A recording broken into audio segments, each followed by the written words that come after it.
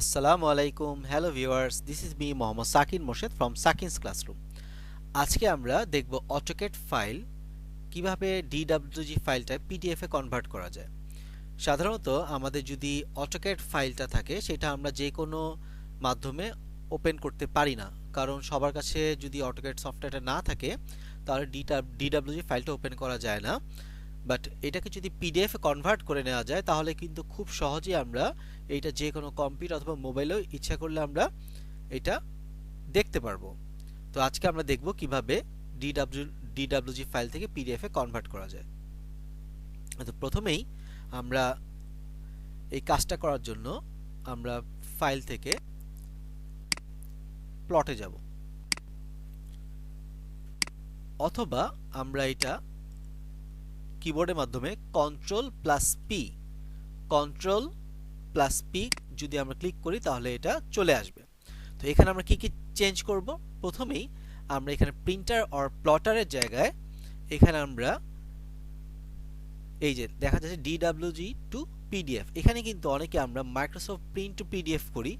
এইটাতে করলে একটা সমস্যা হবে, পরবর্তীতে আমরা একটা ভিডিও দেখব পিডিএফ থেকে আমরা কিভাবে ডিডব্লিউজি ফাইল কনভার্ট করতে হয় সেটা দেখব।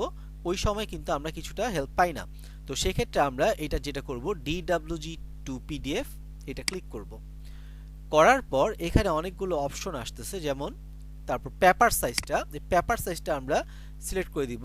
তো পেপার সাইজটা আমি সিলেক্ট করে দিই। আমাদের এখানে পেপার সাইজ দুই রকম আছে, অনেক রকমের আছে। আমরা এখান থেকে A4টা সিলেক্ট করব। তো A4 একটা দেখা যাচ্ছে যে প্রথমে 297/210 মিলিমিটার, আর একটা আছে 210/297 মিলিমিটার। তো সেই ক্ষেত্রে এইটা যদি নেই তাহলে এটা কি হবে, পেজটা পোর্ট্রেট ফর্মে আসবে, অর্থাৎ এক্স অক্ষে পেজের মাপটা বড় থাকবে এবং ওয়াই অক্ষে ছোট থাকবে। আর যদি এইটা নেই ঠিক তার উল্টা হবে।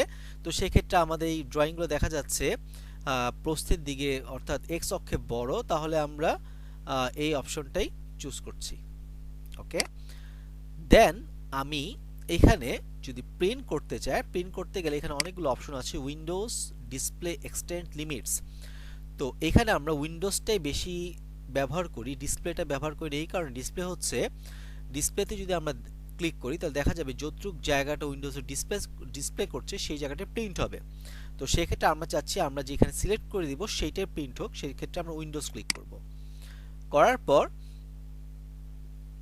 এরপরে আমরা যদি এখানে একটা অপশন আছে যে আমরা প্রিন্ট যেটা বা পিডিএফটা কি দেখতে চাই, এখানে মনোক্রোম আছে, গ্রে স্কেল আছে। আর যদি আমরা চাই যেরকম আছে অ্যাজ ইট ইজ যে কালার আছে দেখতে চাই তাহলে নানে ক্লিক করব। করার পর এখানেও একটা অপশন আছে, আমরা পোর্ট্রেটে প্রিন্ট করব অথবা ল্যান্ডস্কেপে প্রিন্ট করে এটা দেওয়া যাবে, চেঞ্জ করা যাবে। তো যাই হোক, এরপর আমরা যাব উইন্ডোজে যাওয়ার পর আমি যেই অংশটা প্রিন্ট করতে চাচ্ছি আমরা জাস্ট সেটা সিলেক্ট করে দিব। যদি আমি এতটুকু প্রিন্ট করতে চাই জাস্ট এই যা এতটুকু সিলেক্ট করে দেন আমাদের এখানে আরো দুইটা জিনিস আছে, ফিট টু পেপার, এই জিনিসটা অবশ্যই আমরা সিলেক্ট করে দিব, এবং সেন্টার টু প্লট। এবার আমাদের এই পিডিএফটা দেখতে কিরূপ হবে এটার জন্য আমরা প্রিভিউ করতে পারি। যে প্রিভিউতে দেখতে পাচ্ছি এটা হয়ে গেছে। তো প্রিভিউটা যদি আমার কাছে ঠিক মনে হয় আমরা এটাকে ক্যান্সেল করে জাস্ট ওকে দিয়ে দিব। ওকে দেওয়ার পর এখানে আমরা যে কোনো একটা নামে আমাদের ডিডব্লিউজি টু পিডিএফ এই নামে আমরা সেভ করলাম। করার পর আমরা দেখতে পাচ্ছি এটা পিডিএফ ফরম্যাট হয়ে গেল। এবার আমরা আমাদের সেভ করা ফাইলটা দেখি।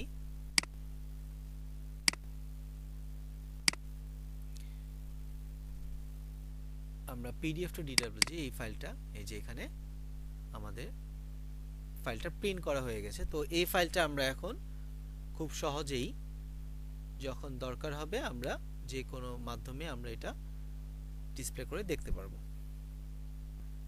আমরা যদি এই প্রিন্টটা যদি সাদা কালোতে চাই, অর্থাৎ আমরা যদি মানে সাদা কালো প্রিন্ট করতে চাই সেটাও করা যাবে। আমরা এটা একটু দেখি, ফাইল, আমরা প্লটে যাই, যাওয়ার পর এখান থেকে এই মনোক্রোমটা সেট আপ করে দিতে হবে। দেন আমরা ঠিক আগের মতোই A4টা সিলেক্ট করে দিলাম।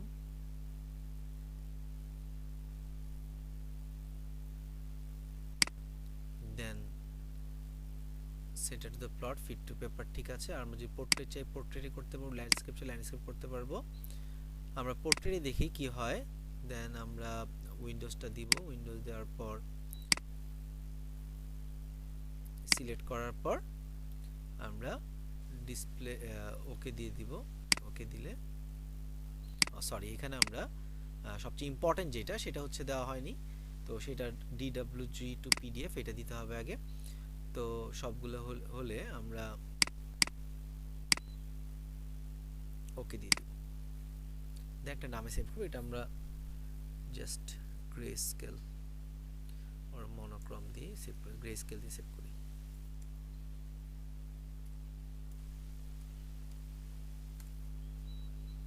তাহলে এই যে দেখছি আমরা গ্রে স্কেল হয়ে গেছে। তো আমরা ইচ্ছা করলে কালার ভাবেও এটাকে PDF করতে পারি এবং সাদা কালো PDFও করতে পারি।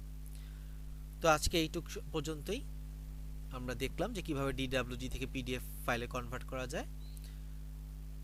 তো নেক্সট ক্লাসে আমরা দেখব ঠিক তার উল্টাটা PDF থেকে কিভাবে DWG তে আনা যায়। তো আজকে এইটুক পর্যন্তই, ভালো থাকবেন সবাই, আল্লাহ হাফেজ।